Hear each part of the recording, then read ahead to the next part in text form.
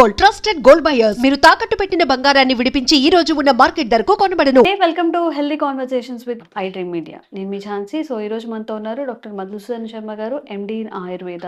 గత 40 ఏళ్ళుగా కూడా ఆయుర్వేద వైద్యంలో తనకంటూ ఒక ప్రత్యేక స్థానాన్ని సుస్థిరంగా ఏర్పరచుకున్నారు. మరి నిద్రలేమి సమస్యల గురించి మాట్లాడుకుంటున్నట్టయితే చాలామందికి ఇప్పుడు ఫోన్ స్క్రీన్స్ ఎక్కువగా చూడడం వల్ల కానీ, పని ఒత్తిడి వల్ల కానీ, స్ట్రెస్ వల్ల కానీ, లేకపోతే ఇంట్లో ఆడవాళ్ళైతే ఏదైనా ఇష్యూస్ ఫేస్ చేస్తున్నప్పుడు కానీ, ఏ రీజన్స్ వల్ల అయినా నిద్రలేమి అనేది చాలా డిసీజెస్కి దారితీస్తూ ఉంటుంది. అంటే ఒక గంట 2 గంటలు స్లీప్ లేకపోతేనే డిస్టర్బ్ అయ్యేది. అలా లాంగ్ రన్‌లో ఒక 6 మంత్స్ కానీ, 1 ఇయర్ కానీ నిద్ర లేకుండా ఒక డిస్టర్బెన్స్ స్లీప్‌ని ఎక్స్‌పీరియన్స్ చేస్తున్నట్లయితే మీ అందరి కోసం ఈ వీడియో ఉపయోగపడుతుంది. నమస్తే సార్. నమస్తే. సో కారణం ఏదైనా నైట్ త్వరగా పడుకోకపోవడం, పడుకున్న తర్వాత సరిగ్గా ఒక క్వాలిటీ ఆఫ్ స్లీప్‌ని ఎక్స్‌పీరియన్స్ చేయలేకపోవడం. 100 మందిలో 98 మెంబర్స్ ఈ సమస్యను ఫేస్ చేస్తున్నారు అనుకోవచ్చు. మరి మనం చక్కగా ఒక మంచి స్లీప్‌ని ఎక్స్‌పీరియన్స్ చేయాలి అన్నా, ఈ స్లీప్ లేకపోవడంలో వచ్చే డిసీజెస్ బారిన పడకూడదు అన్నా గానీ ఏం చేయాల్సి ఉంటుంది? కంటి నిండా నిద్రపోతే ఒంటి నిండా ఆరోగ్యం. Yes, correct. సో కంటి నిండా ఎంతమంది నిద్రపోతున్నారమ్మా? ప్రశ్నార్థకం. పిల్లల నుంచి పెద్దల వరకు నిద్రలేమి సమస్య. అవును. సో నిద్రలేమి వల్ల కొత్త కొత్త జబ్బులు వస్తున్నాయి. ఉన్నటువంటి జబ్బులు త్వరగా తగ్గడం లేదు. ఇది సర్వసాధారణంగా మనం గమనించేది. అవును. నిద్రలేమి వల్ల శారీరకమైనటువంటి సమస్యలు కలుగుతున్నాయి, మానసికమైన సమస్యలు కలుగుతున్నాయి. అసలు నిద్రలేమి సమస్య ఎందుకు కలుగుతుందంటే తెలిసి తీరక చేసేటువంటి కొన్ని పొరపాట్ల వల్ల నిద్రలేమి సమస్య కలుగుతుంది.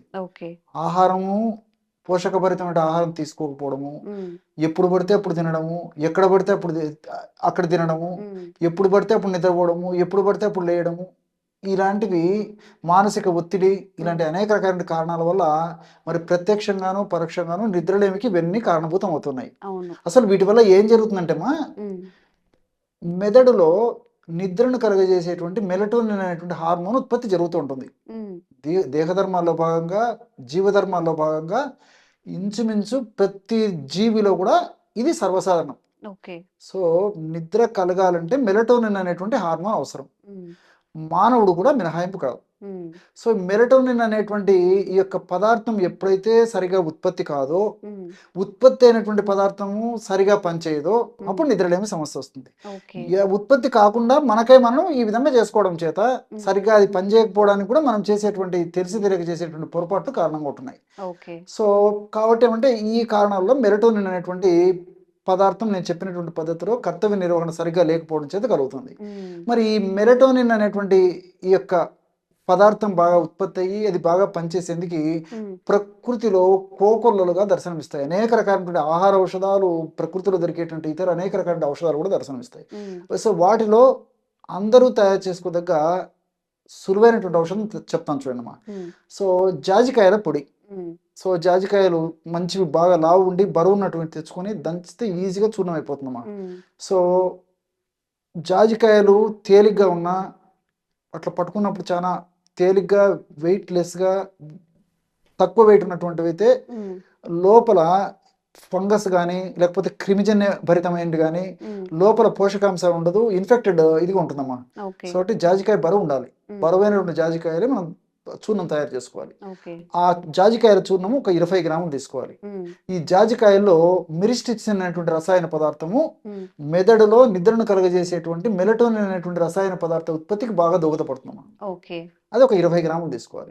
అట్లే జీలకర్రను వేయించేసేసి చూర్ణం లాగా తయారు చేసుకొని ఆ జీలకర్ర చూర్ణాన్ని ఒక 20 గ్రాములు తీసుకోవాలి. ఇంతేమ్మా. సో జీలకర్రలో ఆల్రెడీ కొద్దో గొప్ప ఈ మెలటోనిన్ అనేటువంటి పదార్థం ప్రకృతి నిక్షిప్తీకరించి మనకు ప్రసాదించడం జరిగింది. సో ఇక్కడ అక్కడ మెలటోనిన్ తక్కువైంది కాబట్టి ఇక్కడ మళ్ళీ మెలటోనిన్ భర్తీ చేస్తున్నాం అనమాట.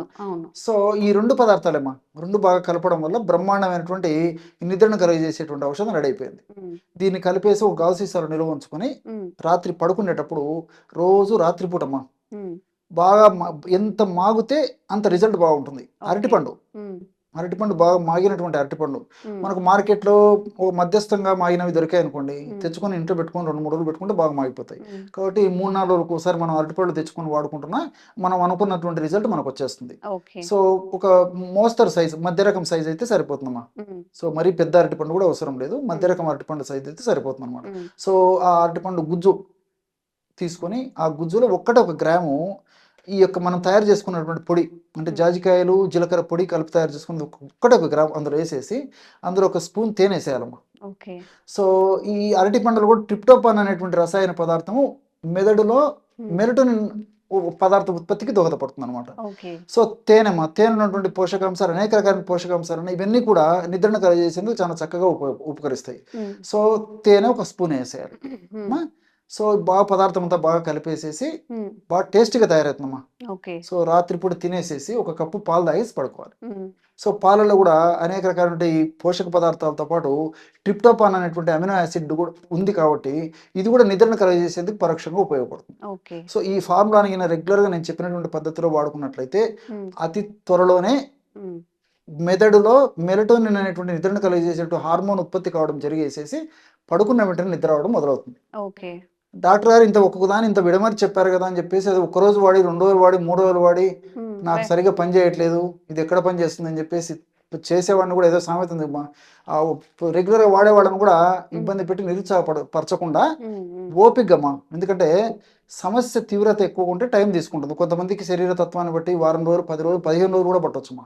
సో అంతవరకు నియమబద్ధంగా నిగ్రహంగా పట్టుదలగా వాడుకుంటే నేను చెప్పినట్లు, ఎందుకంటే న్యాచురల్గా ఉన్నటువంటి ద్రవ్యాల్లో న్యాచురల్గా ఈ యొక్క పనితనము సమర్థత దేహంలో మార్పు కనిపించాలంటే కొంత టైం అవసరం. డైరెక్ట్గా మెలటోనిన్ టాబ్లెట్ వేసుకోవడం కానీ ఇంకోటి ఏదో నిద్ర మాత్రలు వేసుకోవడం కానీ కాకుండా మనం సహజ పద్ధతిలోనే మరి ఎలాంటి సైడ్ ఎఫెక్ట్స్ లేకుండా ఉండేందుకు మనం ఔషధాన్ని తయారు చేసుకుని వాడుకుంటున్నాం కాబట్టి కొంచెం ఓపిక అవసరం అమ్మా. సో ఇది వాడుకోవడం వల్ల ఏమైతుంటే క్రమక్రమంగా కొన్నాళ్ళ తర్వాత ఫర్ ఎగ్జాంపుల్ 3 గంటలు నిద్రపోయేవాడు 4 గంటలు నిద్రపోతాడు. కొన్నాళ్ళ పాటు వాడుకోవడం వల్ల 5-6 గంటలు నిద్రపోతాయి. ఇట్లా నిద్రపోయేటువంటి సమయం గ్రాడ్యువల్గా పెరుగుతుంది. మనిషికి ఎంత నిద్ర అవసరమో అంత నిద్ర వచ్చేటువంటి పరిస్థితి ఏర్పడుతుందమ్మా. అంతేగాని అతి నిద్ర మళ్ళీ రావడం కూడా జరగదు. చాలా మంది ఏంటంటే మరి ఎక్కువ వాడుతుంటే 24 గంటలు కుంభకర్ణులా నిద్రపోతాడేమో సార్ అని చెప్పేసి కూడా కొంతమంది అడుగుతారు. అట్లుండదమ్మా. ఎంతవరకు నిద్ర అవసరం ఎంత అవసరం అంతవరకు వచ్చేస్తుంది అన్నమాట నిద్ర. సో ఆ విధంగా రెగ్యులర్గా కొన్నాళ్ళ పాటు వాడి ఆపేసినప్పటికీ ఇందులో రసాయన పదార్థాలు సమర్థవంతంగా మన దేహంలో పనిచేస్తూ వాటి యొక్క ప్రభావాన్ని చూపిస్తూ చక్కటి నిద్ర వచ్చేందుకు దోహదపడతాయమ్మా. ఈ యొక్క ఔషధాన్ని మాత్రము వెయిట్ ఎక్కువ ఉన్నటువంటి వాళ్ళు కానీ, కొలెస్ట్రాల్ ఎక్కువ ఉన్నటువంటి వాళ్ళు కానీ, షుగర్ వ్యాధిగ్రస్తులు కానీ వాడకూడదు. మిగతా వాళ్ళందరూ వాడుకోవచ్చు. సో ఇది పద్ధతి. దీనికి తోడు ఏంటంటే మరి టయానికి ఆహారం తీసుకోవాలి. ముఖ్యంగా రాత్రిపూట అర్లీగా డిన్నర్ తీసుకోవడం అలవాటు చేసుకోవాలి. రాత్రిపూట తేలిగ్గా జీర్ణమైనటువంటి ఆహారం తీసుకోవాలి. ఒకే శయన గదిలో విశ్రమిస్తుండాలి. ఒకే శయన గదిలో రాత్రిపూట నిద్రపోతుండాలమ్మా. ఒకే శయన గదిలో ఒకే ప్లేస్లో ఉండాలి. అదేవిధంగా లైటింగ్ కూడా ఎక్కువ ఉండకూడదు. ఎక్కువ లైటింగ్ ఉన్నప్పుడు కూడా ఆ లైటింగ్ ప్రభావం చేత కూడా మరి కంటి మీద పడేసి ఆ యొక్క ప్రభావం మెదడులో పడేసేసి ఈ మెలటోనిన్ అనేటువంటి నిద్రాజనకమైన పదార్థం ఉత్పత్తి తగ్గిపోతుంది అనమాట.